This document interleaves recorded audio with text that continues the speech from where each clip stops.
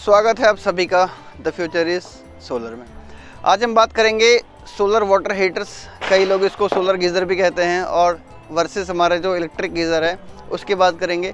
तो इस वीडियो के एंड तक हम ये निष्कर्ष निकालने में कामयाब रहेंगे कि हमको सोलर वाटर हीटर लेना चाहिए या फिर जो हमारा इलेक्ट्रिक गीज़र है वो लेना चाहिए, क्योंकि सोलर वाटर हीटर जो है कंपैरेटिवली हमारे जो सोलर पैनल्स हैं उससे कम कामयाब हैं। क्योंकि आप देखते होंगे कि जिस तरीके से इंडस्ट्री, जो सोलर इंडस्ट्री है वो ग्रो कर रही है। सोलर इंडस्ट्री का मतलब सिर्फ ये नहीं है कि जो सोलर पैनल्स हैं, जो सोलर से बिजली बनने वाली वो इंडस्ट्री, जबकि सोलर से चलने वाली और भी जो हमारी चीज़ें हैं वो कितना ग्रो कर रही हैं। जिस स्पीड से हमारी सोलर पैनल्स या सोलर जो पावर पैनल्स हैं उसकी इंडस्ट्री ग्रो कर रही है, उसके हिसाब से अगर हम देखेंगे जो हमारी सोलर वाटर हीटर की जो इंडस्ट्री है वो कम ग्रो कर रही है। रीज़न क्या है इसका? तो शुरू करते हैं आज का वीडियो। तो वीडियो के अंत में हमको ये मालूम चल जाएगा कि हमको इलेक्ट्रिक गीज़र लेना चाहिए या फिर सोलर वाटर हीटर। तो बात कर लेते हैं अपने, शुरू करते हैं सोलर अपना वाटर हीटर से। सोलर वाटर हीटर्स दो तरह के होते हैं, एक होता है FPC, दूसरा होता है ETC। जी हाँ, FPC होता है फ्लैट प्लेट कलेक्टर्स, जैसे कि आप इस फोटो में देख पा रहे हैं कि जो इसके फ्लैट प्लेट कलेक्टर्स करीब करीब हमारे जो सोलर पैनल्स हैं, मोनो क्रिस्टलाइन जो सोलर पैनल्स हैं, करीब करीब उसकी तरह दिखते हैं। और जो हमारे पैनल्स हैं, ये एक पैनल्स हैं उसके अंदर से पानी हमारा फ्लो करता है, उन प्लेट से पानी फ्लो करता है और वो पानी गर्म होता है और दोबारा ऊपर से टैंक में जाता है। नेचुरल जो हमारा प्रोसेस होता है कि जब भी पानी हमारा, कोई भी लिक्विड जब हमारा गर्म होता है तो उसका एक नेचुरल एक उसमें वो क्वालिटी होती है कि हमारा पानी जो गर्म वाला पोर्शन है वो ऊपर जाता है और जो ठंडा वाला है वो नीचे आता है। इस तरीके से हमारा पानी गर्म होता है। तो यही प्रिंसिपल हमारा सोलर वाटर हीटर्स में है, चाहे वो FPC है चाहे वो हमारा ETC है। जो फ्लैट प्लेट है तो उसमें क्या होता है कि जब भी पानी गर्म होता है तो साथ पैरेलली वो हमारा एयर के कांटेक्ट में रहता है, जो एनवायरनमेंट है उसके कांटेक्ट में रहता है। इसलिए हमारा जो पानी गर्म होने के साथ साथ में जो उसमें हीट जनरेट हो रही होती है वो हमारे साथ में हवा भी उड़ा के उसको ले जाती, ठंडा करती है। तो इसलिए जो फ्लैट प्लेट कलेक्टर्स हैं कंपैरेटिवली हमारे ETC से कम एफिशिएंट होते हैं। कितने कम एफिशिएंट होते हैं वो मैं आपको बताऊंगा। अब बात करते हैं ETC की। ETC का मतलब है evacuated tube collectors. Evacuated tube collectors का मतलब ये है कि मान लीजिए कि ये बाहर की ट्यूब है और ये अंदर की ट्यूब है। जो बाहर की ट्यूब में और अंदर की ट्यूब में एक वैक्यूम क्रिएट है, वो वैक्यूम क्रिएट हो रखा है। तो उस वैक्यूम में जो बाहर जो पानी है, अंदर वाले में पानी है और बाहर वाले में जो सनलाइट है वो आ रही है, और जो बाहर की एनवायरनमेंट की हवा है वो पानी के कांटेक्ट में नहीं है क्योंकि बीच में वैक्यूम है। तो इस तरीके से जो हमारा पानी है वो गर्म होगा और कंपैरेटिवली FPC से हमारा जो पानी है वो जल्दी गर्म होगा, ज़्यादा गर्म होगा। अब एफिशिएंसी की बात करते हैं इनकी। जो हमारे FPC हैं वो कंपैरेटिवली ETC से कम एफिशिएंट होते हैं। जो ETC है वो 163% ज़्यादा एफिशिएंट है हमारा FPC से, फ्लैट प्लेट कलेक्टर से। जो हमारा evacuated tube collectors solar water heaters हैं वो हमारे कम एफिशिएंट होते हैं। अब बात कर लेते हैं कि हाँ भी electric geyser versus solar water heaters की। तो देखिए, जब आप मान लीजिए कि आप 2 या 3 मेंबर्स की फैमिली है तो उनके लिए 100 लीटर्स का जो वाटर हीटर है सोलर का वो ठीक है। अगर आपकी 4 से 5 है तो आपको 200 लीटर का वाटर हीटर लेना पड़ेगा सोलर का, और वहीं पे आपकी फैमिली 6, 7, 8 की है तो आपको 300 लीटर का वाटर हीटर जो सोलर का है वो लेना पड़ेगा। वहीं पर अगर हम बात करेंगे इलेक्ट्रिक गीज़र की, तो उसमें क्या है कि आपकी जो फैमिली अगर 2 से 3 की है तो आपको 15 लीटर का सफिशिएंट है। अगर आपकी फैमिली 4-5 की है तो 20 लीटर का सफिशिएंट है।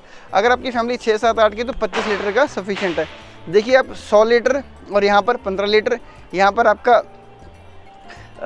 200 लीटर और यहाँ पर आपका 20 लीटर, यहाँ पर आपका 300 लीटर और यहाँ पर आपका 300 लीटर। ये तो एक कैपेसिटी का फ़र्क हो गया कि आपको इतना स्टोरेज टैंक का आपको रखना पड़ेगा। अब बात करते हैं कि कितना एफिशिएंट हमारे सिस्टम है इलेक्ट्रिक गीज़र और इसके बीच में। अगर मान लीजिए आपने पानी ठंडा है तो पानी ठंडा हमको मेनली 5 महीने में चाहिए होता है, नवंबर, दिसंबर, जनवरी, फरवरी, मार्च, इन 5 महीने में चाहिए। इसके 5 महीने के बाद में जो सोलर वाटर हीटर्स हैं वो रेजिडेंशियल पर्पज़ के काम के नहीं होते क्योंकि उस हमको गर्म पानी नहीं चाहिए होता।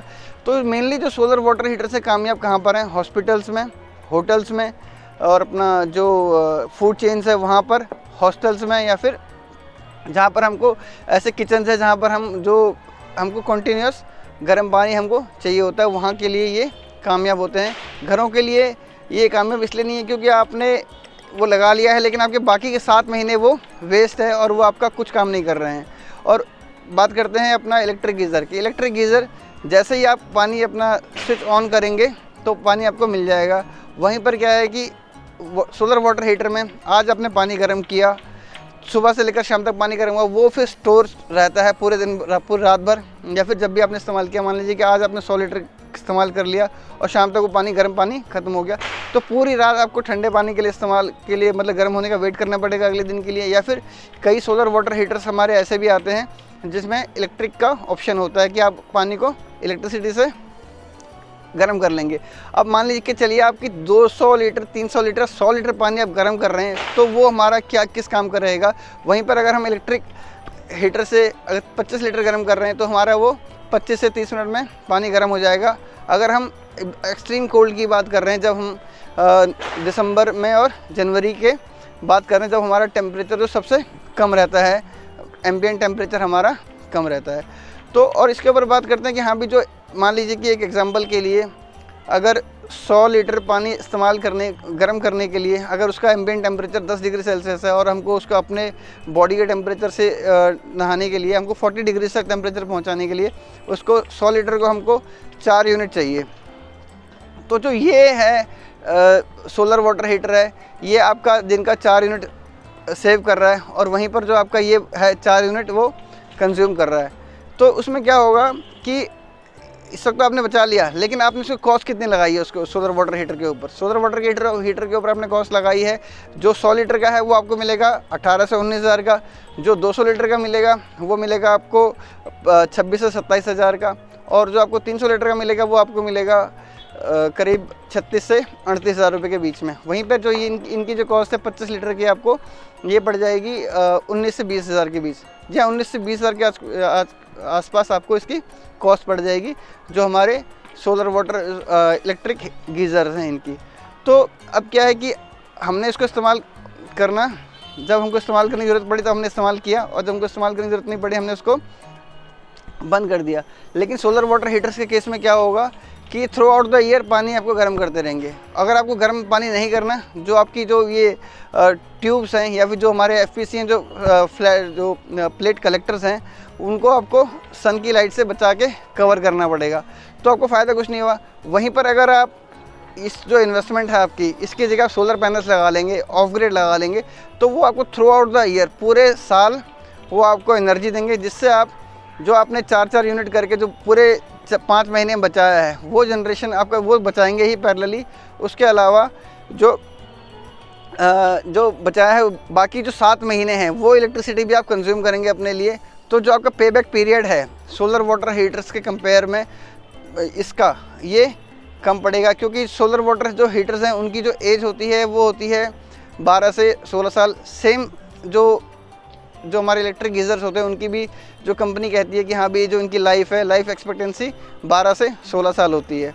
तो दोनों की जो लाइफ है वो सेम है, लेकिन जो हमारे सोलर पैनल्स की जो लाइफ है वो हम कहते हैं 25 साल चलते हैं, यानी कि लाइफ हमारी उसकी डबल हो गई, और जो हमारी उससे अर्निंग्स हैं, जो हमारी सेविंग्स है वो भी उससे डबल हो गई है, डबल से बल्कि ज़्यादा, क्योंकि वो सिर्फ 5 महीने के लिए इस्तेमाल होता है।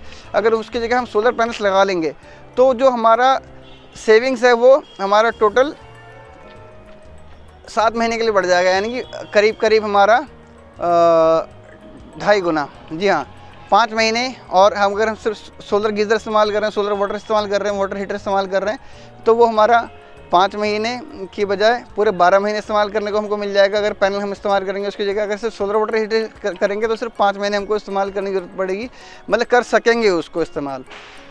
तो फैसला आपका है कि सोलर वाटर हीटर की तरफ जाना चाहिए या फिर जो हमारा जो इलेक्ट्रिक गीज़र है उनकी तरफ। एक बात और, जो सोलर वाटर हीटर्स हैं इनमें किसी भी तरह की स्टार रेटिंग आपको नहीं मिलती कि हाँ भी कितने स्टार का रेटिंग का आपको इसमें फ़ायदा है, और वहीं पे आपको जो ये इलेक्ट्रिक गीज़र्स हैं इनमें स्टार रेटिंग हमेशा मिलती है कि कितने 5 स्टार का है या फिर कितने इसकी पावर सेविंग्स हैं।